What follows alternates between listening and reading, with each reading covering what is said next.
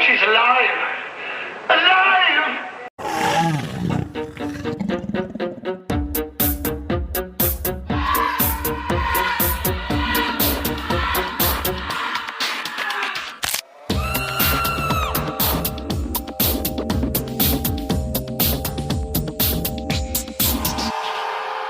It's a live action, and this week we will be talking about killers who live among us, monsters hiding in plain sight. Mm-hmm.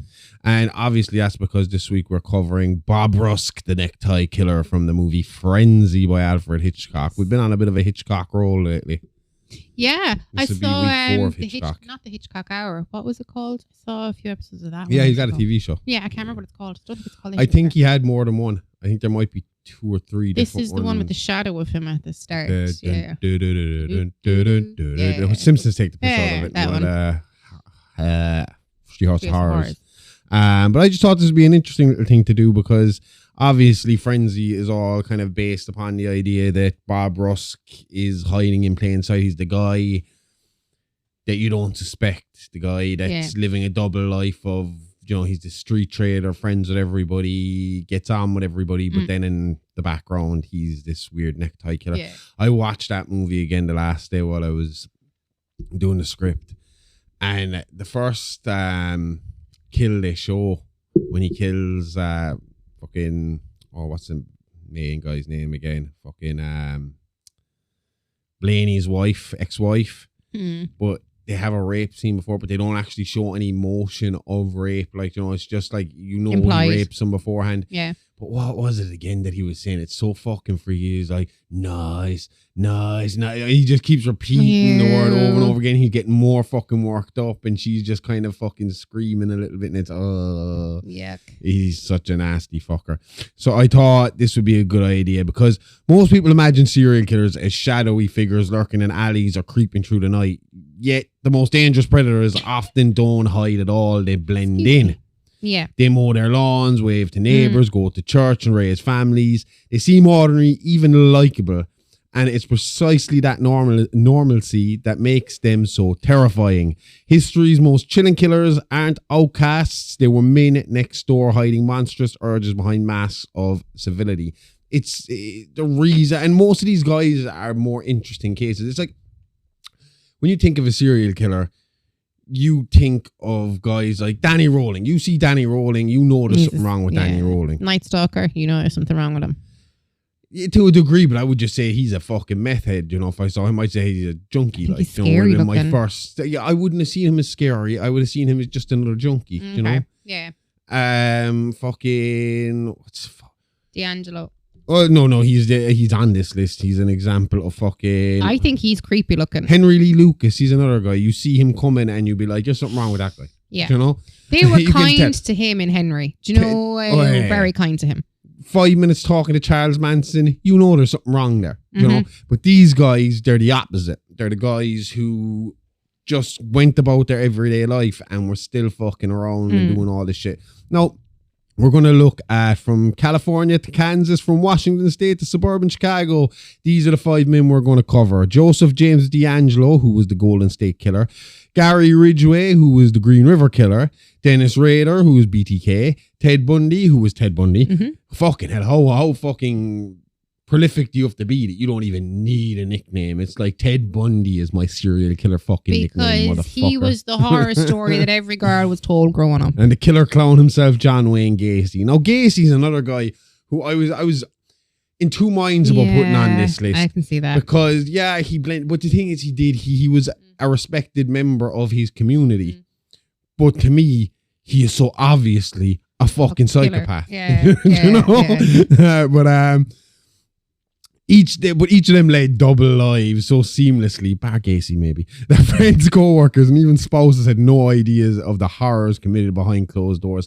I probably would have replaced Gacy with Horman, but we have only just talked about him recently. Yeah, and there's more to come there, so I think we could do a more substantial episode. And I was tempted to just pick one of them and do a one piece like we did with, who did we do recently? Ed Gein. With Gein, and I was going to do Raider, but then I was like, well, Dennis Rader fits into a different story I want to cover later. and we'll expand on him. And we've done him once before, kind of in the early days, but not very well. So, and same with Bundy. Bundy's going to fit in somewhere better, somewhere else that I could expand on and discuss. So all these guys kind of, it would just seem like a better thing to just touch on this idea, because I think the idea of the ones that you don't expect, it's like that meme that goes around of Ned Flanders is actually like, you know, he's like what you expect a serial killer to look like and what a serial killer actually looks like, and it's usually Ned Flanders is what they actually look like. And that's what creeps me out more, you know. Simpsons should do that. Well, I always thought knock the same everyone thing, for 6 you know? but or even a Treehouse of Horrors. Yeah, it'd be class. Perfect. Yeah. But I think these are the scarier serial killers. The ones who have the ability to show none of the monster side in public, do you know? Like, even when we watch Dexter, fucking, what's his fucking... Trinity Killer is the best fucking one out of all of them to watch. Because he leads a normal life. He has that double life that you're living, that you're watching. Alright, so let's get cracking here with Joseph James D'Angelo, who... fuck me, managed to rack up quite a few monikers. He did. Visalia Ransacker, East Area Rapist, the original Night Stalker. This guy, like, fucking was leveling up every time. So for more than 40 years, Joseph James D'Angelo lived behind one of the most terrifying masks in American criminal history. A husband, father, neighbor, and former police officer, D'Angelo blended into suburban Californian life while secretly committing a spree of rapes, burglaries, and murders that spanned over decades. Now, technically, I suppose his crimes were from 1974 to 1986, but still, that guy was still ringing people fucking years later to fucking plague and mentally torture that's a him. crime as well. That's illegal. Well, I think that is scarier.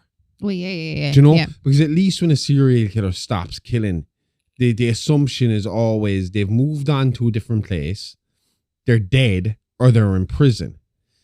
These people who rather survived him, who were raped by him, survived him, or had a family member killed by him, are getting phone calls from him, so they know he's still watching, which is like, he could come back for me at any fucking stage. How did he get the numbers? Because if it was me, I'd probably be that scared that I'd change my number, go private. People reckon that D'Angelo loved this shit so much that people reckon that they have threads on message boards that they believe is him talking on these, it used to be called the ERON is what was kind of the acronym for it, because of East Area Rapist, Original Night Stalker.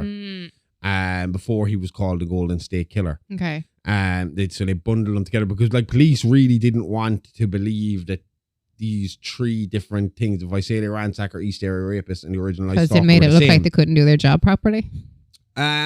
No, again, you're coming from a time when they didn't cooperate so much with each other, and he moved location for each of these. It was all in California, which is why he got the total Golden State Killer.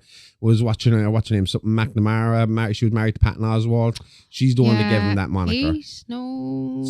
McNamara is her second name, I'm pretty sure. I can't remember. She actually, fortunately, she passed away before he got caught. Oh, that's kind of... But she is kind of given credit for kind of kickstarting the investigate, or the pushing the investigation further into him, even though some of the police would deny that and say that they were always kind of onto him or getting close to him or whatever. But Michelle McNamara. I was just about to say it. Just popped into my head there. She died in 2016? Yeah, cancer. Yeah, God love her. So like we said, he operated under several monikers: the Visalia Ransacker, the East Area Rapist, the Original Night Stalker. As a Visalia Ransacker, he basically just broke into the house and trashed it and sniffed some panties, stole some panties. How does he know he sniffed panties? He did stuff with panties. Okay. I'm just curious, do we have... There was the East Area Rapist where he geared up and he moved. I think that had to do with when he moved as a cop. He was moved from another area and he started raping his victims then and leaving. So obviously ransacking wasn't doing it for him anymore. And then that popped up to the Original Night Stalker, the one before the Night Stalker Ramirez, the Original Night Stalker who started killing. Okay. Along with raping. The titles were coined by investigators who didn't realize they were chasing the same man. D'Angelo's crimes began in the small town of Visalia, where a mysterious burglar broke into homes to steal personal items, particularly women's underwear and small keepsakes. Underwears. It sounds very old school. In 1975, well, it was 1975. In 1975, when a homeowner confronted the intruder, the man shot and killed him, an early sign of the violence. So he was always willing to kill. Yeah. I suppose, how like a was fucking... he as a cop? I wonder what his bullet rate would have been as a cop like. I don't think a whole pile. I've never heard a whole pile because, I mean, like, this is where they kind of say that cops dropped the ball a little bit because he was sacked as a police officer, fired from the department for robbing. Okay. And what he was caught robbing, shoplifting. He was caught shoplifting. I think it was a hammer and dog repellent. So that's a break-in person. That's a burglar. And they never really looked any further into it, even though they were looking for the Visalia ransacker. But I don't think he lived where he was committing the crime directly or anything like that. And the last person in the 70s that the cops are going to suspect is another cop. Do you think that there should be a thing in like hardware stores and stuff like that? Like, okay, this man came in, he bought this, and this. We should maybe flag it. Well, that's how Geen got caught in it.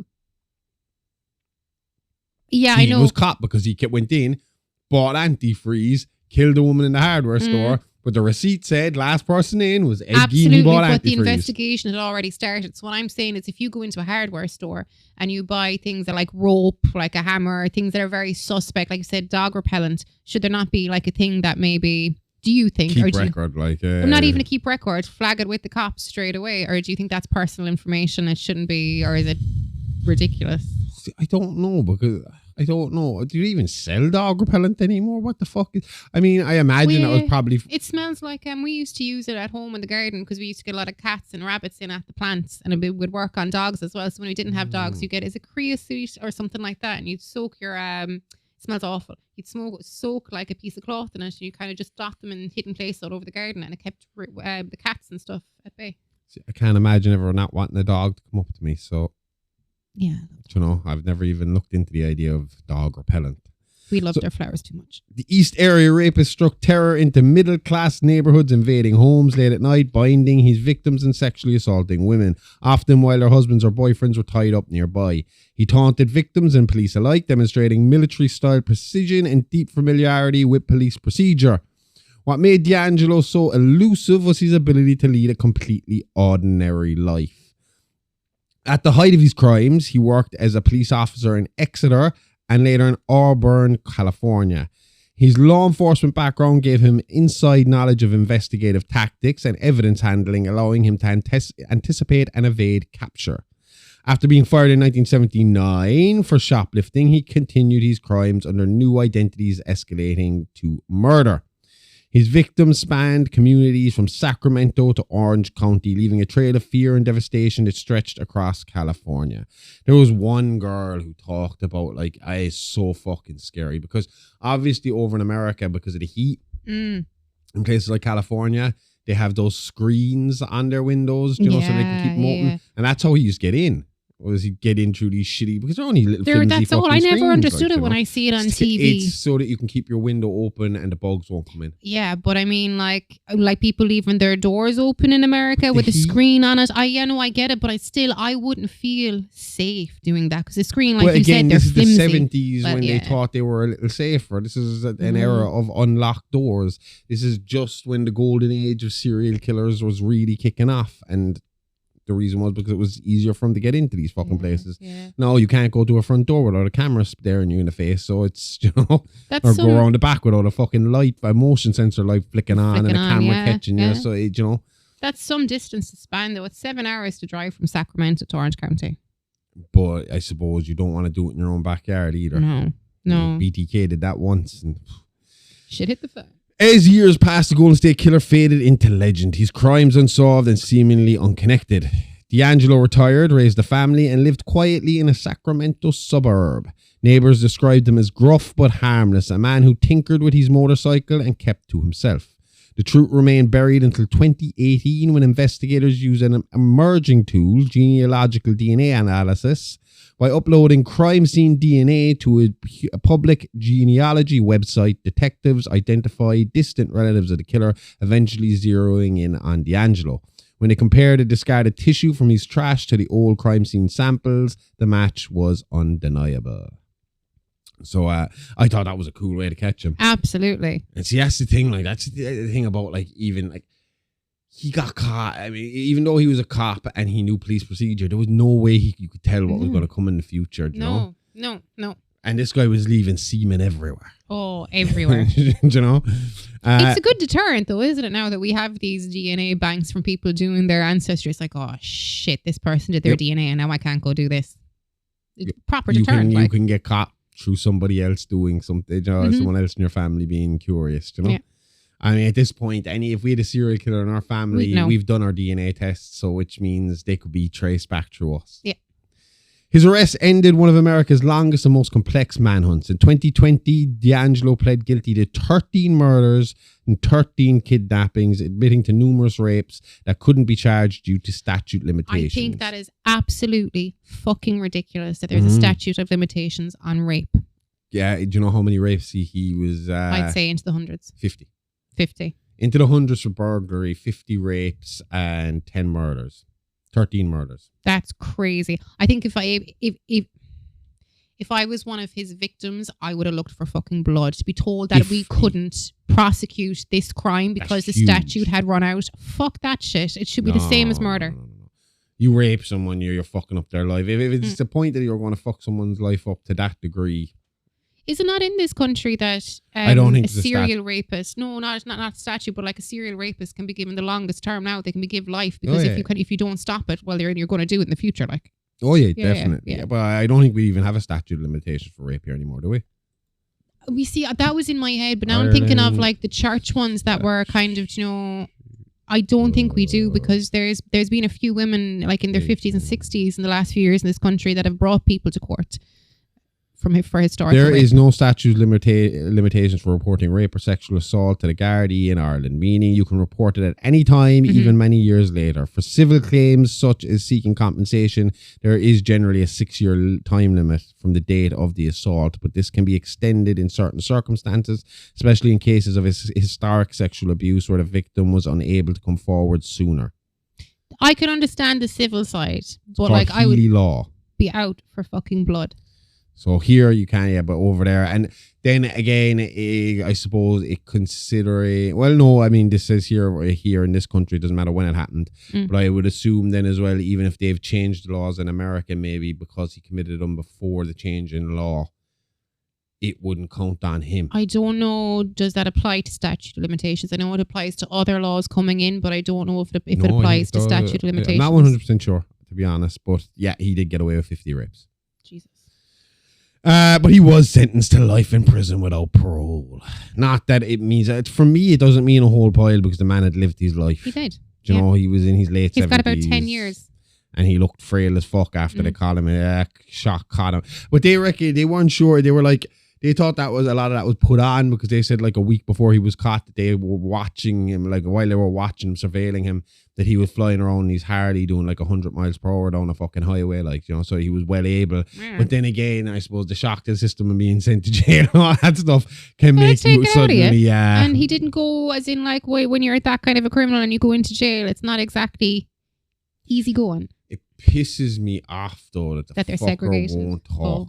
Well, yeah. But that's kind of like his final kind of like stab, I think, like that. He knows what he's doing. It pisses me off that Dennis Rader wouldn't shut the fuck up. So, I mean, it's like, you know... Because the way Dennis Rader talked about it, he enjoyed it. We'll get to him in 2 seconds. So the case revealed not only the power of new forensic science, but also how an ordinary man armed with knowledge, patience and deceit could live undetected for decades while committing atrocities under the noses of those who thought they knew him. People from work and everything said like they worked decades with him and had no fucking idea. Not a clue. Wouldn't have suspected him. Said he was a bit of a cranky bastard, but that was about it. Neighbours, there was 1 or 2 neighbours who said that they could hear that he had a violent streak in him from when he'd be given out to the kids, but not his own kids, neighbourhood kids, is it? Sometimes neighborhood kids, sometimes his own kids, but just giving them a bollocking, but it could get kind of fucking vicious. But that was about the worst of it. But there was never any signs of any violence from him, and his ex-wife never had any issue with violence with him or anything like that. He knew what he was doing. His daughter and his granddaughter was living with him when he was arrested. Like, Jesus. So they didn't see it coming either. Like, none of them fucking saw it coming. Now, in my opinion, the next guy is the king of fucking compartmentalization, the king of hiding in plain sight, the fucking king of living a double fucking life, and still managing to be a prick in his regular life and be unsuspected and all that, because he was so fucking dull, average, boring, and fucking unable, just unspectacular in every fucking way as a human being. And that's a lot of the reason why people think he became a serial killer, was because he was so fucking untalented, unspecial, that he needed something to validate him. And that's Dennis Rader, the BTK killer. Probably one of the stories that interests me the most.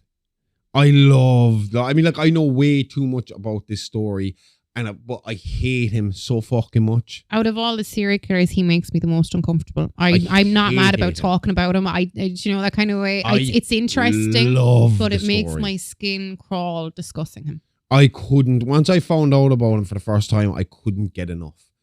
I listened to fucking audiobooks, I read books, I watched documentaries. I could not get enough of this fucking story, because it seemed like something right out of Dexter. Yeah. So Dennis Lynn Rader, which is a big girl's middle name, known infamously as the BTK killer, short for bind, torture, kill, which I always thought was funny that he is the BTK killer. So he's the bind, torture, kill killer. Idiot. He named himself. Did he name himself? He sent them a list of names.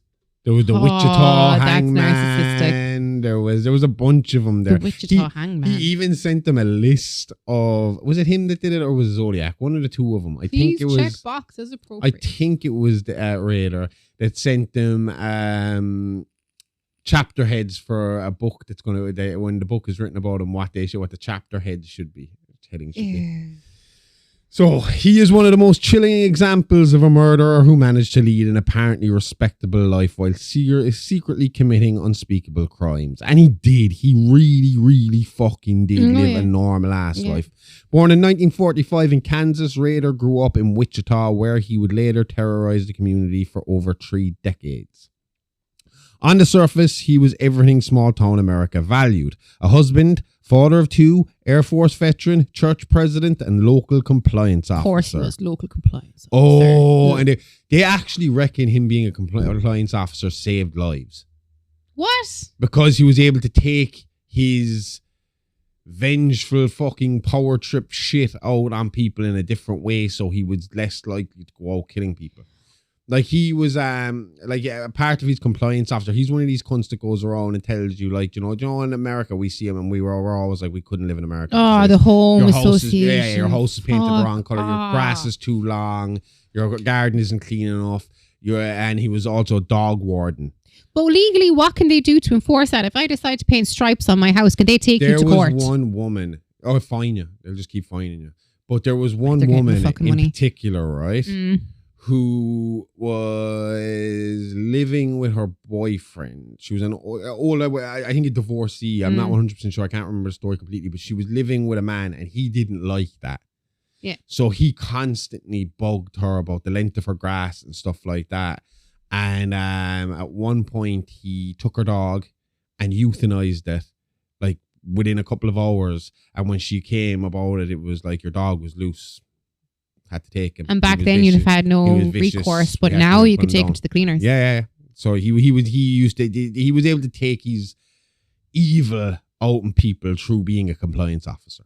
I can think of people. What's worse is, before he was a compliance officer, he fitted security alarms into homes. And that's why you have the ISP regulations now in Ireland. And most of the people who were getting these security fucking things put in were having them put in because of the BTK killer being on the loose.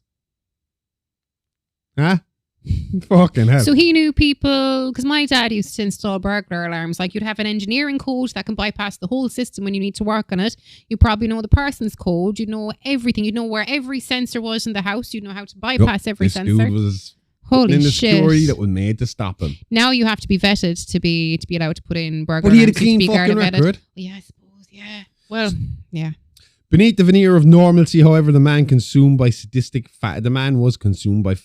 fantasies and compulsions for absolute control. Rader's killing career began in January 1974 with probably his most disgusting set of murders, and that was the Otero family murders. I do not like this. He broke into their Wichita home, binding and strangling 4 members of the family, including 2 children. This brutal act marked the start of a reign of terror that would claim 10 victims by 1991. Now, the Otero one is the most fucked up one in my view. Yeah. Because number one, he didn't know what he was doing. He didn't expect the husband and the son to be home, the husband and the children to be home. He was going for the wife. Okay. And he thought they'd be gone by then. Or at least he was going for the wife and kids. He thought the husband was going to be gone. So he got a shock when he went in, because what happened was, one of the kids, I think the son was sent out because there was noise in the backyard and they thought it was the dog. He was told to bring in the dog. But when he went out, Raider was there with a gun and basically told him, "You're going to let me fucking in." Okay. But after he tied them all up and kind of convinced them that he was just going to rob them, he then started fucking like going room to room. Like I think the husband and wife were in one room and the kids were in their own individual rooms. But he was wrapping T-shirts over their fucking heads and plastic bags over their head to choke them out. So the wife, he thought he killed her. He left to start on the husband. She fucking woke back up and he had to strangle her again. Same thing happened with the son. He was strangled 2 or 3 times before he was killed, like, and came back out of it. And then he took the daughter down into the basement, hung her from a fucking pipe and jacked off while she choked out in front of him. And that's how they got semen from him, because it was all over her. Yeah. Which is absolutely fucking, horrific. And he was claimed he would have killed there was another woman he murdered and he had the kids locked in the bathroom and he claimed he would have killed the kids as well, except that he got interrupted and he had to leave. True to his self-styled nickname, Rader's crimes followed a ritualistic pattern, breaking into homes, binding his victims with ropes or tape, and methodically torturing them before killing. He often took survivors' personal items or photographs to relive the experience. These acts were not impulsive, they were meticulously planned. He used to call them his PJs, projects. He used to pretend, it's God's honest truth, right? He used to pretend that he was like a James Bond style spy while he was like doing his retcon on his victims. I can imagine him going room to room. But he'd be in his own head, that's what he was pretending. Rader studied his victims for weeks, tracking their routine, cutting phone lines, and even waiting for hours until the right moment to strike. There was one woman he hid inside of her wardrobe for hours. The only luck was she had actually made plans that night and stayed out late, and it was one of the only nights she ever stayed out late. And when she came home, he had gone at that stage, but I think he left like a little poem or something for her or some fucking thing like that, basically saying you're fucking lucky. Is that where the Poughkeepsie tapes got it? What? Your man waited in the wardrobe. Do you remember he goes into the wardrobe and he waits for hours and hours and hours? Despite his brutality, Rader maintained an utterly conventional public image. He worked for ADT Security, installing alarm systems, the dark irony given his own expertise in violating homes, and later served as local government compliance officer enforcing municipal rules. Neighbours described him as strict but polite. Church members saw him as a devout Lutheran and family man. That's enough. He's a Lutheran. I'm joking. His ability to compartmentalize his dual lives was chillingly effective. The same man who murdered without mercy also attended scout meetings and led prayers. When the BTK murders stopped in the early 1990s, many assumed the killer had died or moved away. In reality, Rader simply went dormant, continuing his quiet suburban existence. See, this is the thing, is sometimes they reckon because it was the same with D'Angelo. Around the time he had kids, he had to stop doing it. And plus they're getting older, so I assume it's harder to fucking get by, or maybe their sex drive is going down a little bit, which might help as well. Do you know, it's funny not to be dissing the religion or anything like that. Whatever you worship is whatever you worship. But I wonder if he had been a different religion, would he have still seen what he was doing okay? Because Lutherans believe that Religion had fuck all to do with religion. Was nothing but a fucking mask. It was a way of hiding. Because what I was going to say is Lutherans believe that, like, you know, your path to heaven, to salvation is through faith alone. So it doesn't matter what you do in life, what good works, what bad works you do. As long as you have faith, you're going We talked about Litko as the Trinity Killer. The Trinity Killer is based on fucking Raider, like, you know. And it was the same thing. He was going to church in the Family Man because it was a good cover. No one suspects you if you're the president of the fucking church. Okay. Funny enough, it's the church that gets him caught as well. It does, yeah. Raiders' need for recognition ultimately led to his downfall. In 2004, after decades of silence, he began sending taunting letters and packages to the media and police again, boasting of his crimes and mocking investigators. What actually happened there was, because there had been such a space of time in between the killings, there was when an anniversary came up, they did a news report about it, about, you know, the uncaught serial killer, and there was a book about to come out about it with some inaccuracies and stuff like that, and he got pissy and started sending them fucking letters like, I ain't fucking dead, I'm fucking still here, and I'm going to kill again. You know, and I'm about to come out of retirement. The recognition and the fame that Zodiac got, and he thought that he was still in the time and the era. My feeling on Raider. My feeling is he wanted to get caught. He wanted the recognition. I think what happened there was, I don't think he would. If he would have killed again, it would have been maybe one. I don't think it would have been to get himself caught. No, just to let him know he was still there. But I think eventually he would have. I think he intentionally got himself caught because I think his retirement plan was to be. I think he wanted to be known as the BTK killer. I don't think he wanted to. I don't think he wanted to go like the Zodiac or Jack the Ripper, where no one ever knew. I think he likes having the recognition of being who he is. Yeah. I think he enjoys being the BTK killer, and I think that was evident when he stood up in front of the court and gladly and happily recounted every last. Well, yeah, I would agree of what he did, and that was part of the deal. It was part of the plea deal to get the death sentence off the fucking table. It was he did have to. So it's kind of win-win for him. He had to give him all the information, but he did it so happily and so fucking matter-of-factly and so like I'm just telling an old war story fucking kind of way. There was no remorse in his. You usually see these guys crying and trying to put on a sad face and I'm so sorry for the pain I have caused these families and I don't know what's wrong with me and all stuff. There was none of that with him. That's why I wouldn't like to interview him, because I know that I'm only adding to his ego. There's plenty of serial killers that I would like to interview, but I wouldn't touch BTK with a 10-foot barge pole because I don't think he deserves it. I'd love. No, none of them deserve it. Don't get me wrong, but as in he think that we were interested in him. Possible, where I would build him up like a wrestling promo, and then be all like, "You do realize you are a stupid piece of shit." I would build him up only to turn on him with a long-winded promo, not giving him a chance to get out of the room before I got every word out of my fucking mouth, where he'd have to hear about how pathetic and fucking average and boring and basic he was, and how really you're just a copycat of all the other great killers that came before you, and aren't you? You're just a copycat of the Zodiac. You're just a copycat of Bundy. You're just a copycat of no ideas of your own. You're unoriginal. You're pathetic. And just because you couldn't find somebody to do BDSM with you, you had to go out and fucking do this, you fucking sad prick. You know? I don't mind, but there's plenty of clubs you could have gone to. Not back then, I suppose. Maybe. Are you serious? I actually find some of the most chilling fucking Raider stuff is the pictures, the selfies he took of himself. Like with the blonde wig and stuff. With the mask and him tied up. I'd love to know how he managed to get himself tied and untied and buried and unburied and stuff like that. I don't understand the buried one. Yeah. I'd love to see a mini-series done of this guy. That's the one thing that killed me about Manhunt being fucking cancelled. It was like where they were leading to BTK. The BTK story along, and I was like, oh, I can't wait till we get to that part. There's talks of it coming back, though. In movie form, which I assume them will fucking really dig into this. Yeah. But I mean, this is a monster. If Monster wants to do one, this is one to do. Do it well, though. Oh, I don't give a shit. Make fun of this guy all you want. Make him out to be the biggest pansy pussy bitch. Tell the story properly.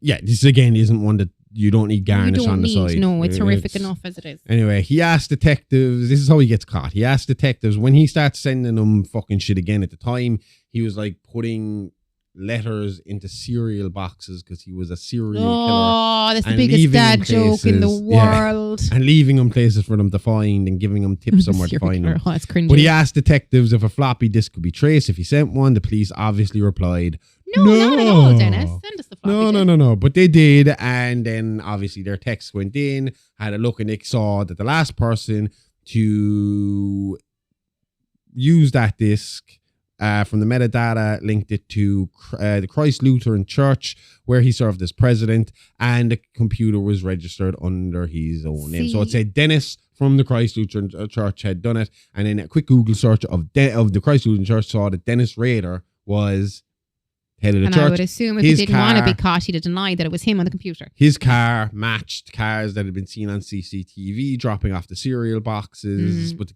grainy CCTV at the time, they weren't able to make out fucking license plates and stuff like that. Yeah. And then what finally put the kind of nail in the coffin for him was that his daughter had is it a pap smear test done in college. They got a warrant to test the DNA on that pap smear test, and then they were able to prove that she was related to the BTK killer. Okay. From him leaving semen all over the bodies. I hope they didn't degrade it enough that she couldn't have her test done. That's an important. Well, it was years after she had the test done. Oh, fair enough. Okay. The BTK case became a study in how serial killers can hide behind ordinary facades. Rader's precision, patience, and need for control made him both a frightening predator and a psychological enigma. He exemplified how evil can coexist with normalcy, how a man who smiled in church photos could, by night, become a calculating killer who defied an era of fear in Wichita. Now, as much as we shit on him and talk shit about him, the one thing I will say is he is the ultimate predator. In the sense of, like, when you see a fucking cat fucking pouncing, or even a lion, so like, how they'll stay still, how they'll go low, how they'll wait, they'll patiently wait for you to be at your weakest and then pounce on you when you don't expect it. He knew what he was doing. He worked hard at being a serial killer. Yeah. And you know, he really put the time fucking in, this prick did. Yeah. But at the same fucking time, I mean, it made him quite possibly one of the nastiest motherfuckers to ever walk the face of the earth. Next up, see, now the next three we're going to talk about feel like they weren't hiding in plain sight because we hear so much about them. But they were. But they were at the time. And we're going to get into Bundy next. Because Bundy is the charmer. And that's what he was. People liked Ted Bundy. Do you know, he was able to hide it. The judge liked Ted Bundy. Yeah. I mean, so few names evoke the dark allure of hidden evil like Ted Bundy. So born Theodore Robert Bundy in 1946 in Burlington, Vermont. He appeared to be everything society deemed promising: handsome, intelligent, articulate, and ambitious. He studied psychology at the University of Washington, worked at a suicide hotline, and later pursued law school.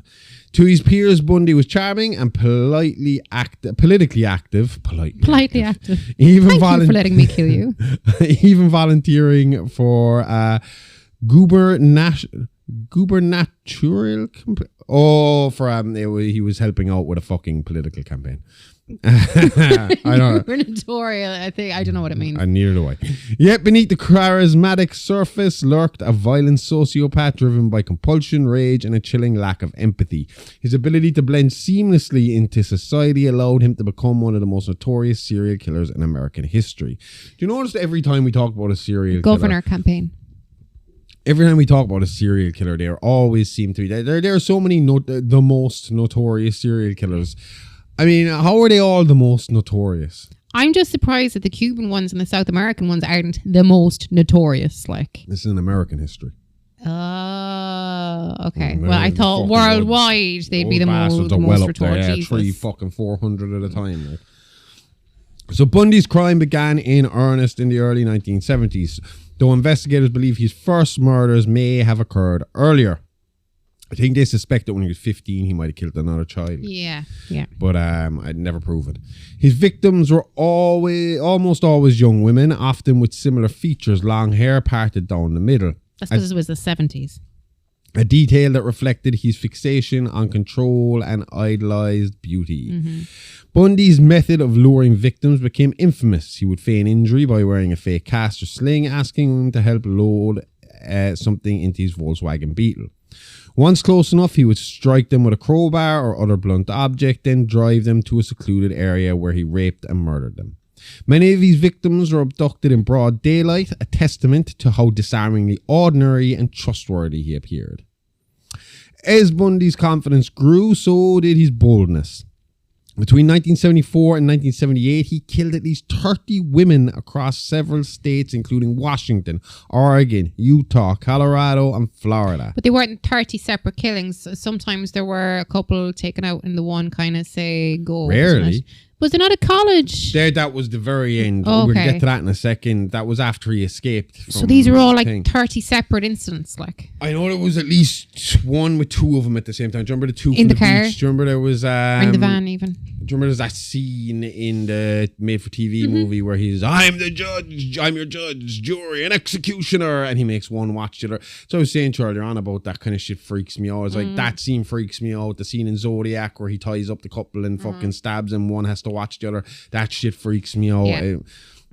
That's horror to me, man. Is just the psychological torture of knowing you're going to be killed by this psychopath and there's nothing you can fucking do about it, you know? Yeah. 30 is huge. It's a huge number in 4 years, yeah. He often revisited crime scenes to engage in necrophilia and other acts of control over his victims, displaying an escalating sense of domination. When police finally began to suspect him, Bundy's social status and intelligence initially worked in his favor. He didn't fit the profile of a monster. Even after being arrested for kidnapping in Utah, he escaped custody twice.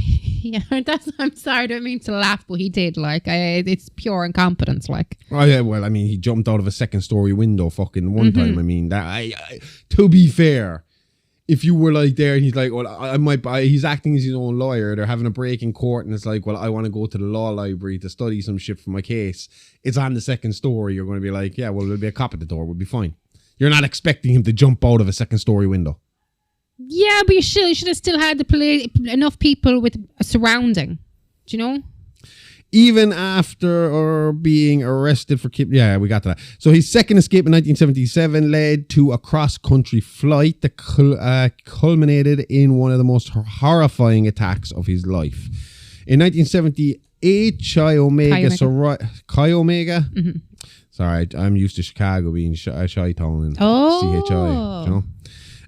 Sorority murders at Florida State University, where he bludgeoned and strangled 2 women and severely injured 2 others.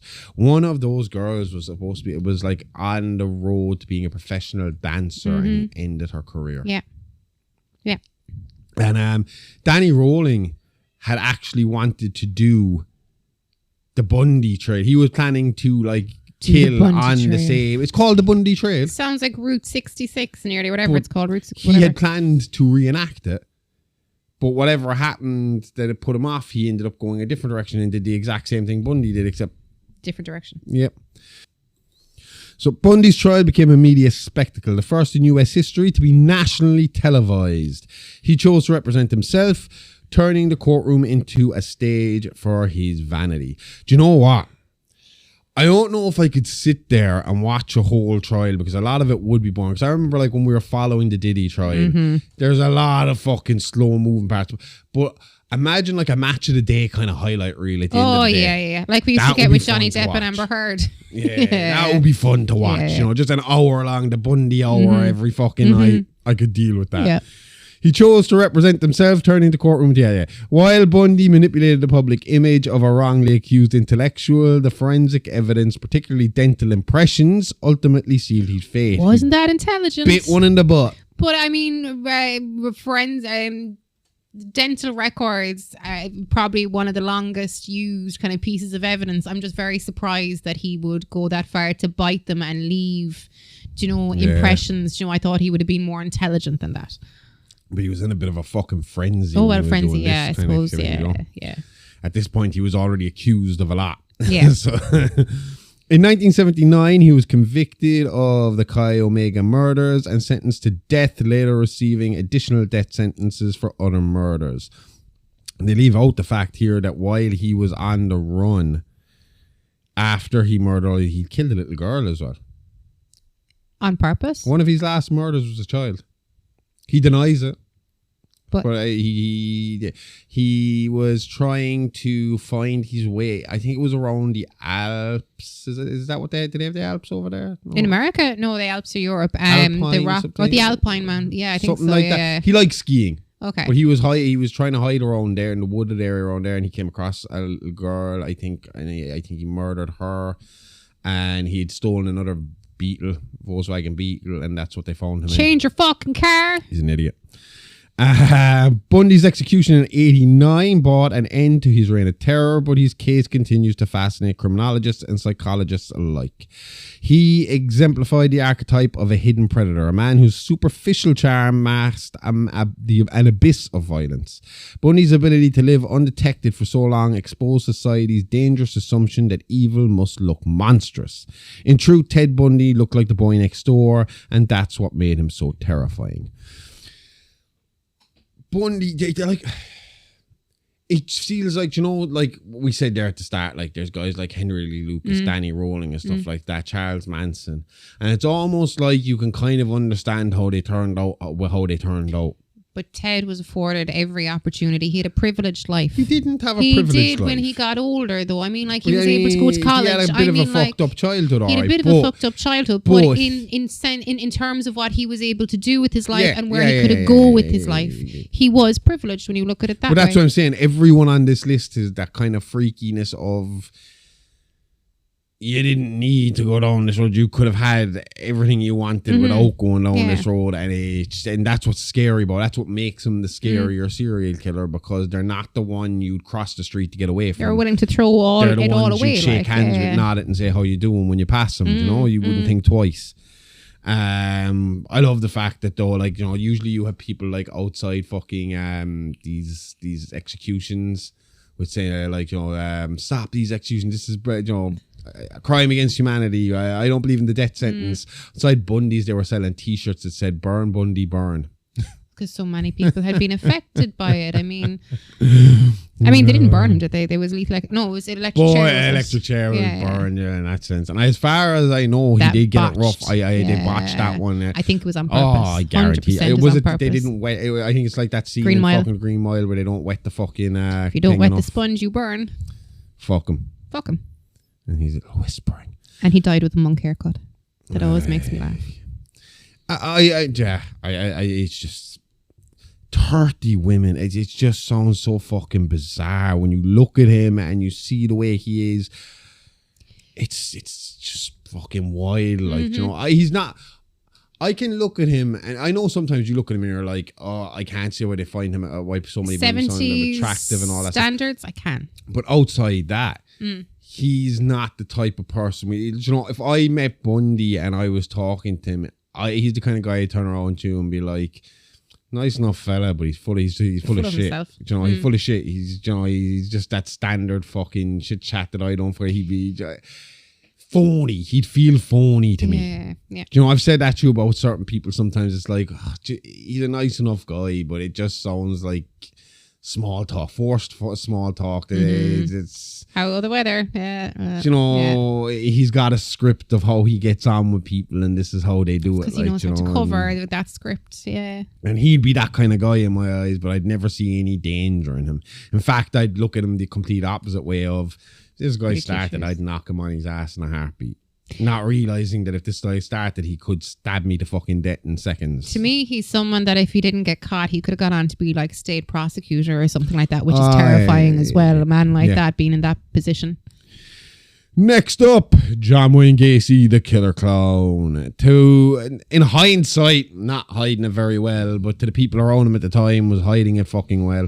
John Wayne Gacy's life stands as one of the most horrifying contradictions in American criminal history. A man who outwardly embodied civic pride and community service while secretly murdering dozens of young men and boys.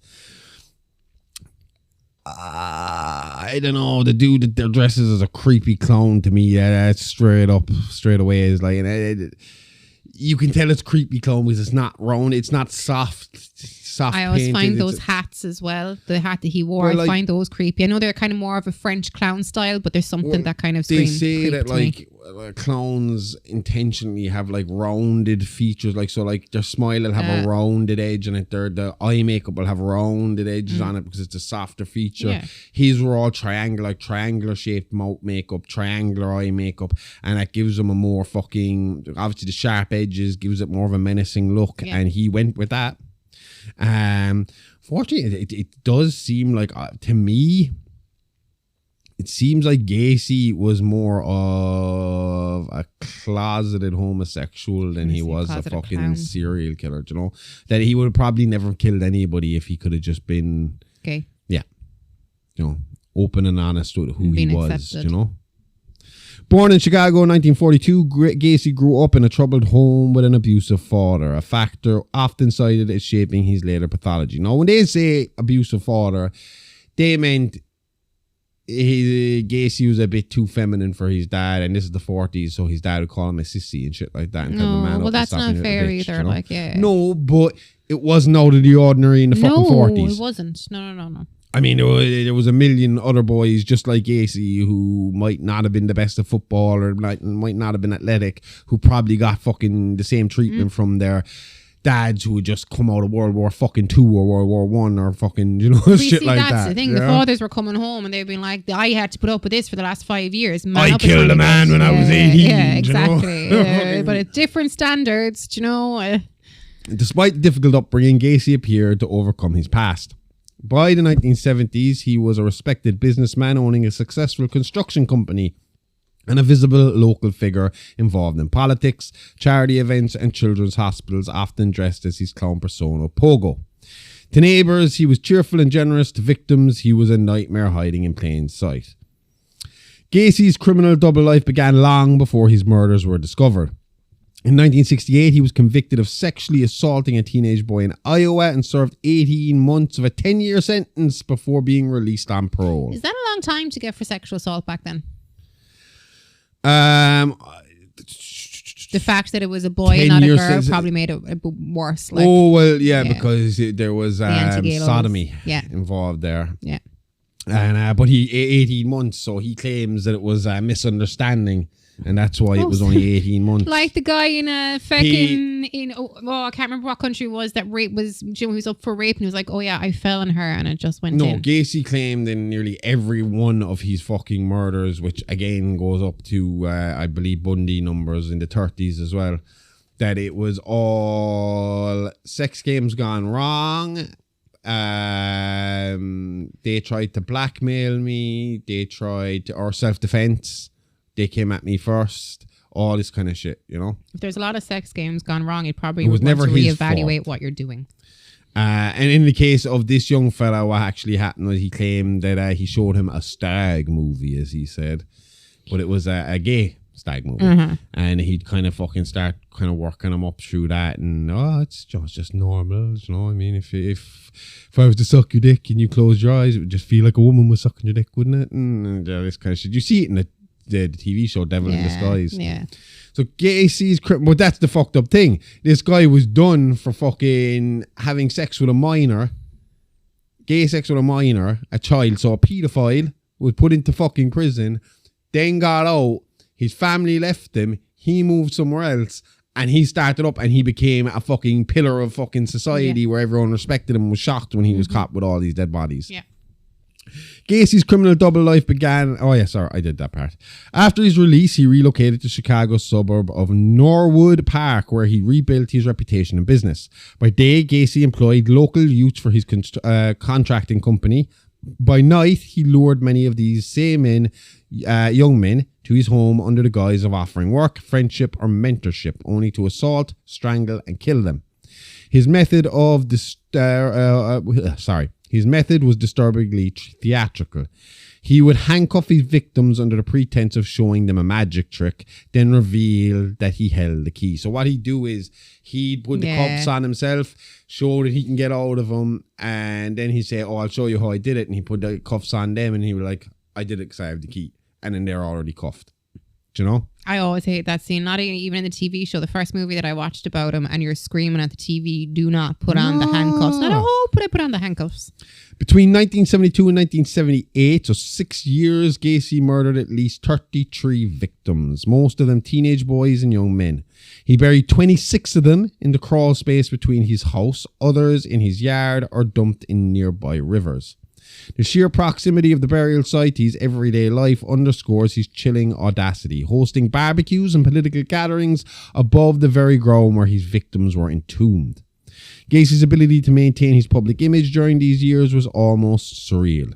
He met First Lady Rosalind Carter during a local Democratic event, earning him a Secret Service badge. No one suspected that beneath his carefully constructed persona lay a sadistic killer driven by power and sexual dominance. Why did he get a Secret Service badge? I think it was maybe a fucking honorary kind of thing. Kind of shit. Yeah. I mean, he claims that the first murder was actually an accident. That he misunderstood the situation. Okay. Because what happened was he picked up this young fella at a bus stop, and he brought him home. And they did stuff together, and your man was up for it, like. And the next morning, to thank Gacy, the kid got up and started making him breakfast. And he walked, and when Gacy woke up and started calling out for him, he walked into the room holding a knife to ask Gacy how he liked his eggs or something like that. Gacy saw the knife and flipped out and just went for him and killed him. Jesus. And then afterwards looked and realised he was making breakfast. Shit. The facade finally collapsed in December 1978 when 15-year-old Robert Peast vanished after telling his mother he was going to meet Gacy about a job. Police investigating Peast's disappearance found that Gacy had a prior record for sexual assault. When a search warrant was executed, investigators discovered items belonging to missing youths, and soon after, the unmistakable stench of decomposition beneath his home. How would it take that long? I mean, I remember one time a small mouse dying behind a TV unit in our fucking built-in TV unit in our home as kids. Me and my dad had to pull that entire TV unit out, like unscrew from the wall, undo the whole fucking thing to get this tiny, tiny little mouse out because it stunk the house up so fucking badly. Yeah. 20 bodies buried underneath your fucking house, crawl space in your house. So that's only like a foot or two from your floor to the ground. But especially when you think about the stench that was reported from Dahmer's apartment and stuff like that. I mean, how... Bonkers. Yeah. And I mean, I don't know. I mean, I would assume most people that listen here have at some stage smelt what a dead fucking animal smells like. That smell sticks in your nose.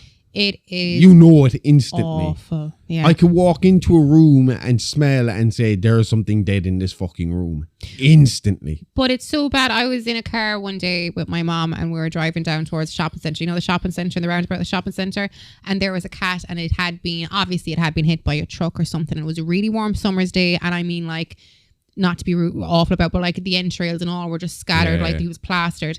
And while we passed, and I mean, I was in a car, we passed pretty fast by that roundabout, and it stunk the car up. Like, it's awful. So Gacy was arrested and confessed to in a chillingly casual manner, claiming he committed so many murders he lost count. In 1980, John Wayne Gacy was convicted of 33 murders and sentenced to death. He spent 14 years on death row before being executed by lethal injection in 1994. Even in prison, he maintained a macabre notoriety, painting clown portraits that were later sold and destroyed by victims' families. Gacy's case shocked the world not only for its brutality, but for its banality. He demonstrated how evil can thrive behind the mask of normalcy. How a friendly neighbour, civic volunteer and smiling clown could be the face of unimaginable horror. Obviously, you haven't watched Terrifier. Nope. His story forever changed how Americans viewed the people who they thought they knew. Yeah. Sorry, that Terrifier thing knocked me off. I was going to say something else about him. Oh, yeah.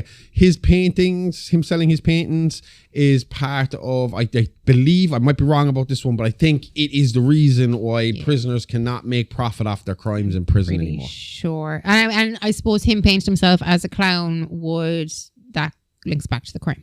But I will tell you, I would sell anything. I would sell my soul to have a painting painted by John Wayne Gacy. Absolutely A painting of Pogo the Clown by Gacy.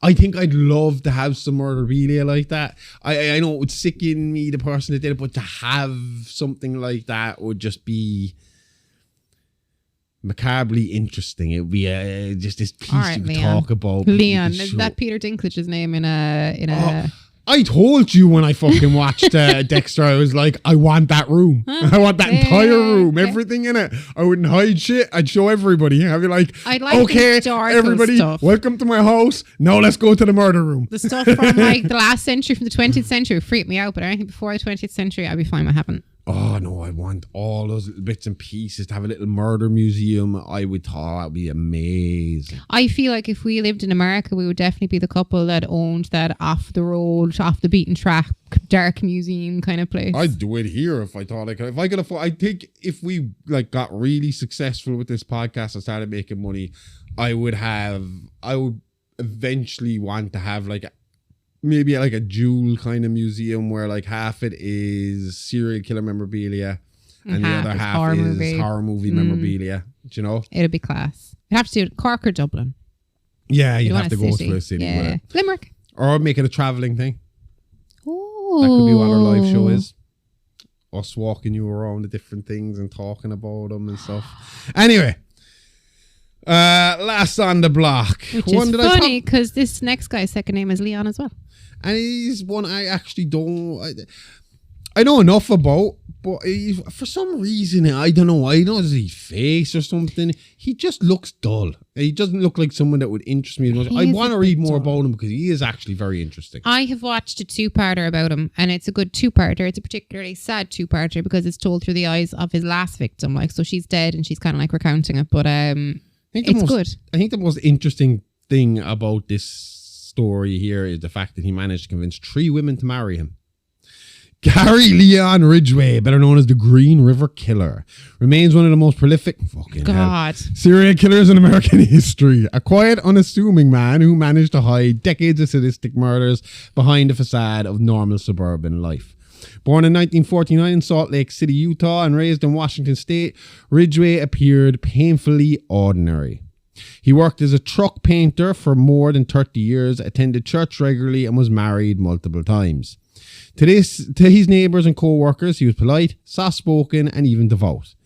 Beneath the mild demeanour, however, was a calculating predator who exploited society's blind spots, particularly towards vulnerable women. Now, he was known to have a very low IQ. He wasn't an intelligent man. Yeah.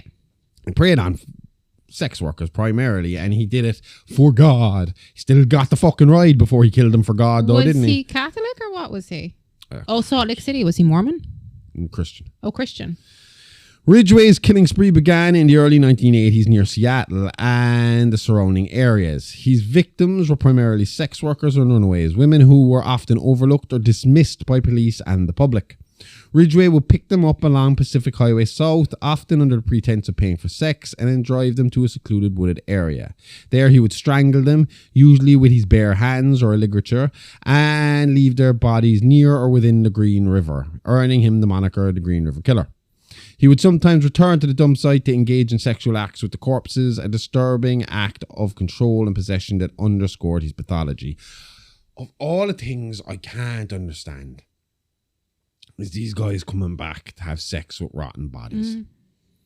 I don't understand. That's the attraction. Smell, mush, maggots. Nothing soft anymore. Flies are going everywhere. Yeah. I just don't understand that part at all. I don't understand any of it, but this in particular just really fucks with me. Oh, absolutely. Despite the growing number of victims, Ridgway remained invisible. His steady blue-collar job provided an alibi of stability, even though it's what got him caught. Mm-hmm. While his outwardly religiosity made him seem incapable of such violence. In one chilling twist, he even volunteered to join search efforts for the missing women, helping hunt for victims he himself had killed. That's happened in a lot of cases. The murderer joining the search. Oh yeah, just to be a part of it and close to it. And, and even what's his name? Fucking Ed Kemper was known for going to the cop bars to talk to the cops about the co-ed killer. because he was picking up Fuck's information sake, that Ed. way. His ability to blend into his community frustrated investigators for nearly 2 decades. He was interviewed multiple times by detectives, even polygraphed, but always managed to pass under suspicion. He was calm, cooperative, and forgettable, the perfect camouflage for killer hiding in plain sight. Also works if you want to be a spy. Yep. Ridgway's downfall came not from traditional police work, but from advances in forensic evidence. In 2001, detectives re-examined evidence from the 1980s using modern DNA testing, matching samples found on several victims of Ridgway's. He was arrested outside his workplace in November of that year. The sheer scale of his crime stunned even seasoned investigators. Do you know what the evidence was that got him caught? The DNA, where the DNA came from, like It wasn't the DNA. I don't think that's right. There might have been DNA that helped, but what actually happened was a receipt. Like I said, Gary Ridgway's job was a van painter. That was his job. He painted vans. A speck of paint. The paint was specific for vehicles. Vans. Yeah. And the color of paint was specific for certain fucking things he was doing. So they were able to match the paint to where it had been where the van had been painted. And then once they kind of got suspicion in the DNA and they were able to follow it through. But it was actually the painting job that got him caught. Painters beware. So he avoided the death penalty. Ridgway confessed to 49 murders, but later admitted to as many as 70 or more, claiming he lost count. Now, we talked about fucking Bundy with his 30 whatever. There's suspicion that Bundy did a lot more as well than 30. They reckon Bundy could be in the hundreds.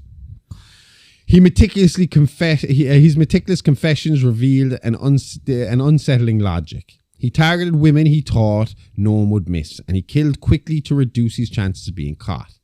In 2003, Gary Ridgway was sentenced to life in prison without the possibility of parole. He remains incarcerated at Washington State Penitentiary. The Green River Killer case reshaped how law enforcement approached crimes against vulnerable populations and highlighted the terrifying potential of serial predators who can maintain ordinary lives. Well, that's a lie. They still don't fucking pay any attention to prostitutes. Do you think that people like the Green River... Hooverman would have been caught fucking way earlier. Yeah. That people like the Green River Killer that like target like you said, vulnerable populations. Do you think that there's some serial killers that haven't been looked into in relation to the disappearance of Native American women? Because that is a huge problem. Possibly. I'm not 100%. I've never looked into it, so I don't know. But do you know, if they were targeting vulnerable populations, do you know? Yeah, possibly. I would assume so. I can look it up and we can talk about it another time, but I don't know for sure right now. I've never really heard of a serial killer targeting Native Americans specifically. Okay. But that's not to say there isn't one out there. Yeah, or hasn't been one out there. So where was I? So though their crime... So where was I? Sorry.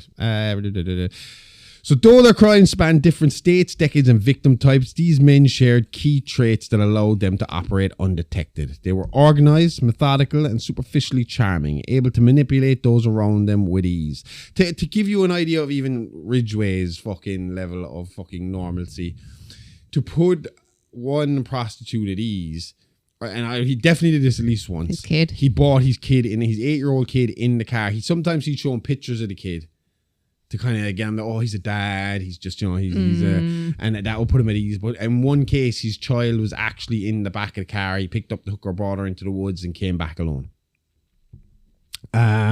Psychologists often describe such individuals as having compartmentalized minds, dividing their public and private selves with surgical precision. D'Angelo's police training, Ridgway's religious front, Rader's civic leadership, Bundy's charisma, and Gacy's community involvement all served as camouflage for the monsters within. What truly unified them, however, was control. Each killer's crimes were about power, the ability to dominate, deceive, and outsmart both victims and authorities. They took pleasure not only in murder, but in maintaining their secret identities, feeding on the illusion of superiority. It was the ultimate psychological double life, the killer and the citizen coexisting in one body. Their captures, many decades after their first crimes, were as much triumphs of forensic science as they were cautionary tales. DNA analysis, criminal profiling, and persistence finally exposed them, but only after countless lives were lost. The cases also changed how investigators and the public viewed serial killers. I mean, if you look at who we've talked about now, and just go off of confirmed, you got 30 Gacy, 40 for fucking Ridgway, that's 70, 30 for fucking Bundy, so that's 100. We have another 13 for fucking D'Angelo, that's 113, 122. So we could say about 130 people lost their lives between these 5 men, at least, confirmed. And you can be guaranteed, I'd say, I mean, like, just going off of, like, chance, some of those women could have been pregnant as well, especially the sex workers. Possibly. So gone was the stereotype of the socially inept loner. The new reality was far more chilling. Serial killers could be husbands, fathers, co-workers, or the neighbour you wave to every morning. In the end, these men remind us that evil doesn't always announce itself. Sometimes it smiles, shakes your hand, and disappears into the crowd. The stories of D'Angelo, Ridgway, Rader, Bundy, and Gacy serve as lasting warnings that the most frightening monsters are not always strangers in the dark, but familiar faces hiding in plain sight. Spooky. Yes. And that, to me, is true horror. That's what scares me. Not Jason Voorhees, not Michael Myers, not Freddy Krueger. Not knowing what the person across the street is thinking, that you could be next, that they're about to target you. Yeah. Yep. It's the average Ned Flanders looking motherfucker who smiles and waves at you, who does all the community work, who goes to church, who does all the stuff that you're supposed to fucking do. But at the end of the day, nobody knows what's going on in anyone's mind. Nobody knows what happens behind closed doors. Nobody fucking knows what anybody is capable of. No. And that is terrifying. Yep. If you want more of this in a nicer, more fictional manner, then go check out this week's It's Alive Alive podcast, where we talk about Bob Rusk, the necktie killer, seen as Hitchcock's last great movie. Not last movie, but last great movie. The rest were not so great. Apparently, it was after a run of movies that didn't do so well, and this was seen as like one of his last really, really top-notch, good fucking movies. Yeah, it's a good movie. It's a fun movie to watch. It's good. Few twists and turns in there. Ooh, I like twisty movies. But that's it. We're done. We're out of here. So, see you later. Hope you can sleep all right. Make sure you lock those doors and windows. Don't rely on shitty little screens, America. You need big old locks. Put bars on that shit. Did you ever see? Install your own burglar alarms. She'll be like in fucking Nightmare on Elm Street 1. Do you know when she puts the bars over the fucking windows and shit? Yeah. Go do that to your house. No. We all need bars on our windows to stop these psychopaths from getting in. And when you are putting in that, like you said, when you are putting in security systems, fuck me, vet who you're getting to put in your security system. Well, vet and Dennis Rader wouldn't have helped. Maybe if you have an interview with him first. Interview your fucking security people. What do you like to do in your private life? Do you like these stockings I have right here? Would you like to wear them or gift them to your wife? What are your feelings on BDSM? I'm going to go tie myself. Oh, that's what you do. Tie yourself up, right? I'll be hiding in another room. You tie yourself up, and if they walk in and get an instant boner, it's like, you're fired! If they come to help you... walk in and say, oh, I like to do that in my free time too. You're fired! Or if they come in there like, oh shit, I'll call the police. I'm like, no, you're cool. You can stay. Put the security system in. I'll untie her. Later. Bye-bye.